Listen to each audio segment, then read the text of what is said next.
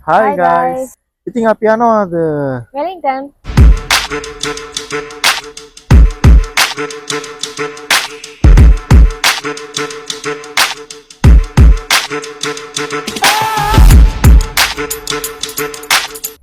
Hi Hi guys. guys. ඉතින් අද ඔන්න ඔයාලව එක්කගෙන යන්න ටිකක් දුරකට හැමදාම ඉතින් ඔක්ලන්ඩාවට ළඟ ළඟ ඒවට යනවට වඩා ඉතින් අපිට හම්බුණා ලොකු නිවාඩුවක් දවස් 4ක නිවාඩුවක්. ඉතින් අපි යනවාද Wellington.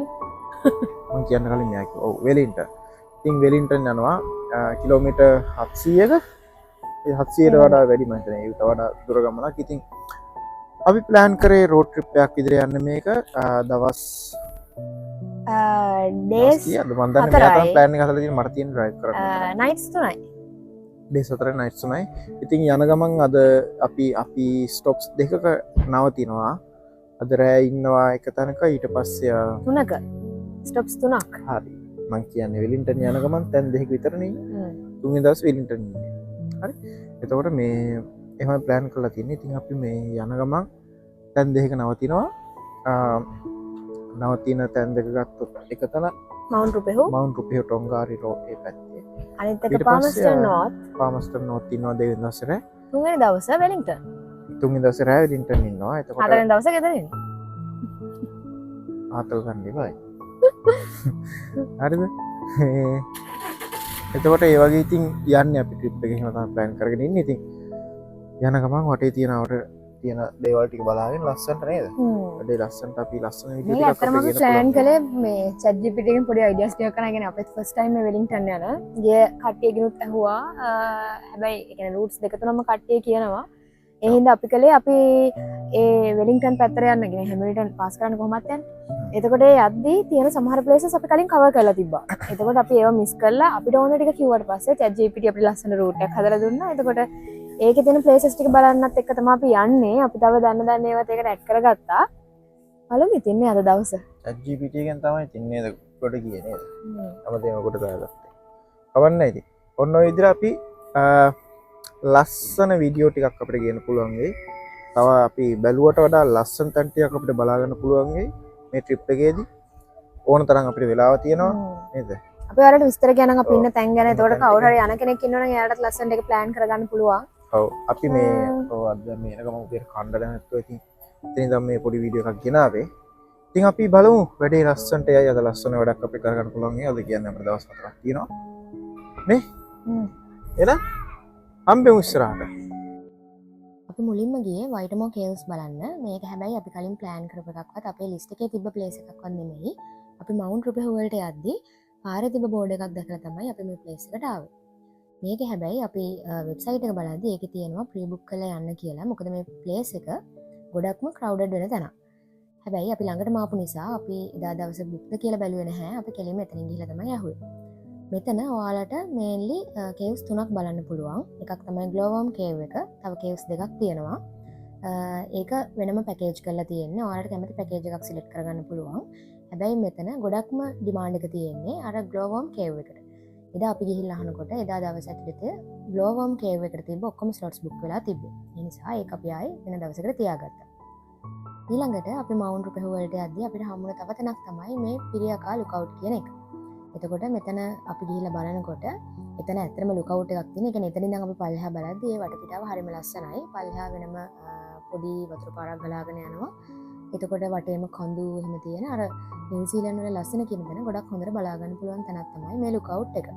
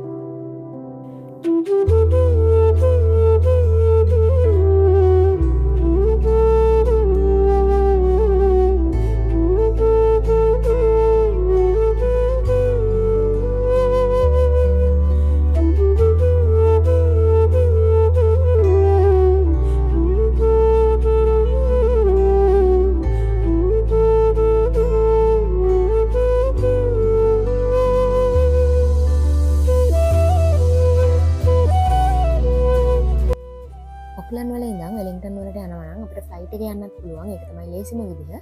හැබැයි නිව්සීලන්ඩ් කියන්නේ ලස්සන රටක්. එතකොට අන්නේ ලස්සන බලන්න නම් යන්න පුළුවන් හොඳම විදිහ තමයි රෝඩ් ට්‍රිප් එකක් ප්ලෑන් කරන එක.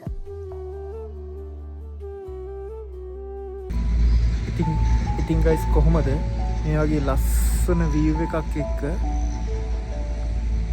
මේ වගේ තැනක කෝපි කෝප්පයක් බොන්න තියෙනවා. ඔයාලා විශ්වාස කරනවද අපි දැන් මේ ඉන්නේ ගිනි කන්දක් උඩ කියලා? දැන් සක්‍රිය එකක් නෙමෙයි. දැන් අක්‍රිය කලින් සක්‍රිය වෙච්ච එකක් උඩ. එතකොට මේ වටේ මේකයි ඔයාලට මේ ටිකක් උඩ අමුතු විදිහකට පේන්නේ.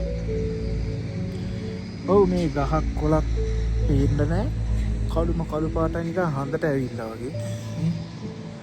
ඔයාලට පෙනේ ඔයාලට වීඩියෝ අපේ මේ වීඩියෝ ටිකක් අත්තා. ඉතින් අපි මේ පොඩි කෝපි කෝප්පයක් රසවින් ඉන්න තමයි ආවේ. බලමු මොනවාගේ අත්දැකීමක් ගන්න පුළුවන් වේද කියලා. අපි දැන් මේ ඉන්නේ වකපපා ස්කයි ගොන්ඩොලා කියන ප්ලේස් එකේ. එතකොට මේක කාලයකට කලින් සක්‍රිය වෙච්ච ගිනි කන්දක්. ඒක උඩට එන්න අපිට මෙන්න මේ කේබල් කාර් එක තමයි යූස් කරන්න වෙන්නේ. මේ ප්ලේස් එකෙන් මේක තියෙන්නේ වකපපා විලේජ් එකත් එක්ක.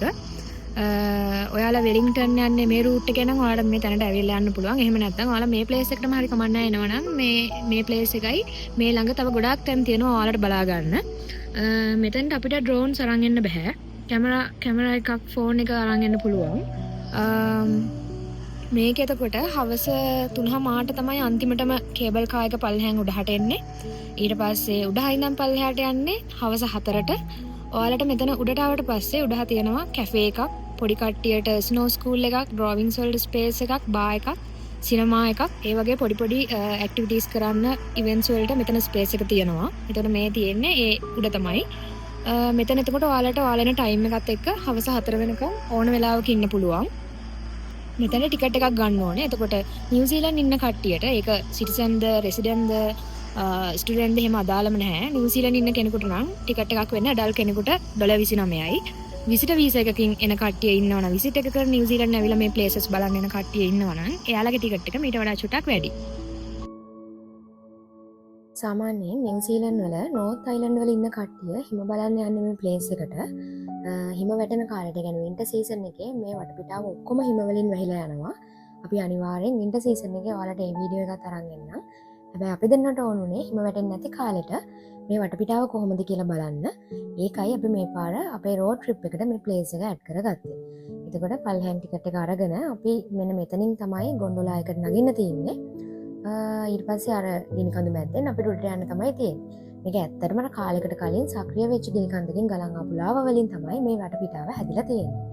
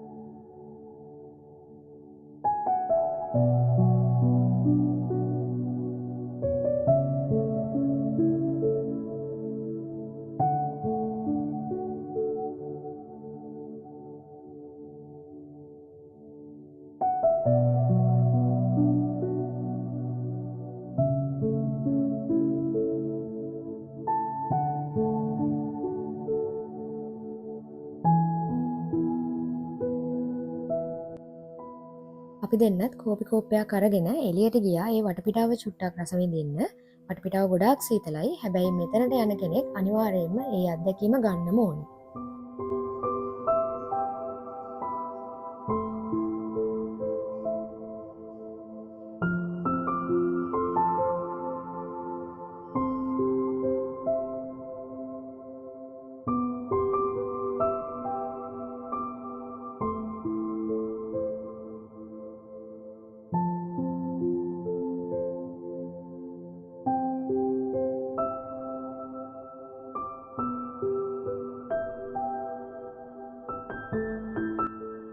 මේ කේබල් ලයින් එක විසිටර්ස්ලා හිටියත් නැතත් ඔපරේට් වෙනවා. හැබැයි විසිටර්ස්ලට allow කරන්නේ උදේ 9 ඉඳන් හවස 4 වෙනකන් විතරයි.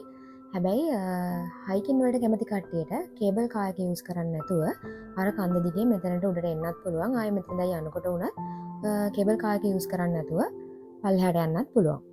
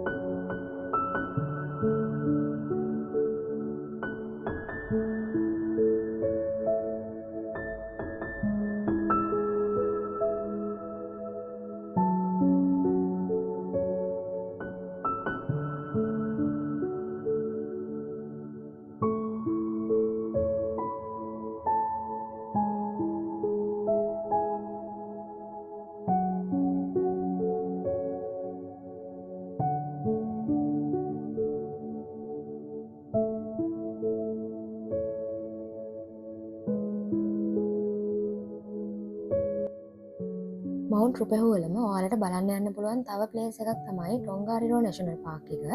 හැබැයි අපිට එදා ටයිම් මදි වෙච්ච නිසා අපි ඉන්නෙත් මවුන්ට් රුපෙහු නිසා අපි ඒක ඊළඟ දවසට තියාගත්තා. අපි දැන් මේ යන්නේ පළවෙනි දවසේ අපි නවතින්න ප්ලෑන් කරන් ඉන්න ප්ලේස් එකට. මේ ප්ලේස් එක තමයි The Crossing Lodge and Backpackers. එතකොට අපි මේ තැන බුක් කළේ booking.com වලින්. මේ තියෙන ස්ක්‍රීන් යූස් කරලා තමයි අපි self check in උනේ. මෙතන්දි අපිට හම්බෙනවා අපේ රූම් නම්බර් එකයි. ඒ රූම් එකට එන්ටර් වෙන්න ඕන පාස්කෝඩ් එකයි. එතකොට ඔයාලා මේ ගමන ප්ලෑන් කරන්නේ කපල් එකක් විදිහට නම් සිංගල් පර්සන් කෙනෙක් විදිහට නම් එහෙම නැත්නම් ෆැමිලි එකක් යාළුවෝ ටිකක් එක්ක නම් ඒ ඕන ඔප්ෂන් එකකට ගැලපෙන විදිහට ඔයාලට රූම් බුක් කරන්න පුළුවන්. ඒ ඔයාලා සිලෙක්ට් කරන ඔප්ෂන් එක අනුව තමයි ඒකේ ගාණ තීරණය වෙන්නේ. එතකොට අපි බුක් කළේ ඩබල් රූම් එකක් with attached bathroom. එතකොට ඒකට අපිට ගියා $98 per night එකකට. එතකොට මෙතන ලොකු ඒරියා එකක් තියෙනවා ඔයාලට කෑම කන්න. ඒ වගේම ඔයාලා උයන්න ඩිසයිඩ් කරනවා නම් ඔයාලට ඒකටත් කිචන් ෆැසිලිටි එක මෙතන තියෙනවා. ඊට අමතරව ඔය ෆුඩ් ඇන්ඩ් බේවරේජ් කියන්නේ ගොඩක්ම බේවරේජ් තමයි. බේවරේජ් ගන්නත් ඔයාලට මෙතන ෆැසිලිටි එකක් තියෙනවා. මෙතන ඇත්තටම අපි පේ කරන ගානත් එක්ක අපිට හොඳ එක්ස්පීරියන්ස් එකක් ගන්න පුළුවන් තැනක්.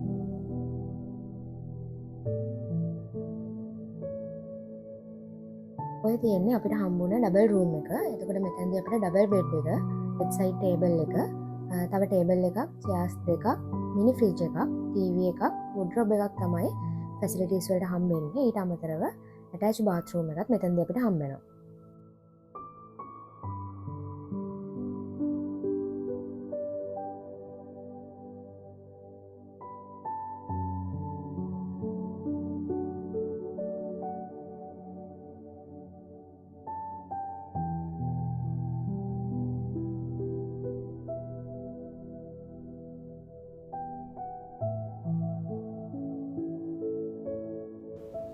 ඔය තියෙන්නේ අපි පළවෙනි දවසේ නැවතිලා හිටපු ක්‍රොසින් ලොජ් එකයි ඒ අවට වටපිටාවයි.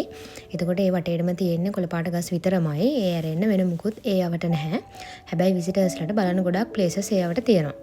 එතකොට ඔන්න ඔහොමයි අපේ පළවෙනි දවසේ ඉවරුනේ. පළවෙනි දවසේ අපි ඔක්ලන්ඩ් වල ඉඳන් මවුන්ට් රුපෙහු වෙනකන් ආවා. එතකොට දෙවෙනි දවසේ අපි පටන් ගන්න ආයි මවුන්ට් රුපෙහු වලින්මයි. ඔයාලට ඊළඟ වීඩියෝ එකෙන් බලා ගන්න පුළුවන් අපේ රෝඩ් ට්‍රිප් එකේ දෙවෙනි දවසේ කොහොමද ගත වුණේ, අපි මොන වගේ තැනද බලන්න ගියේ කියන එක. එහෙනම් ඉතින් ඔයාලා මේ වීඩියෝ එක ලයික් කරලා අපිව subscribe කරලා තියාගන්න. එතකොට ඔයාලට පුළුවන් අපි දෙවෙනි වීඩියෝ එක දාපු ගමන් ඒකත් ඉක්මනටම බලන්න. අපි එහෙනම් දෙවෙනි වීඩියෝ එකකින් හම්බෙමු.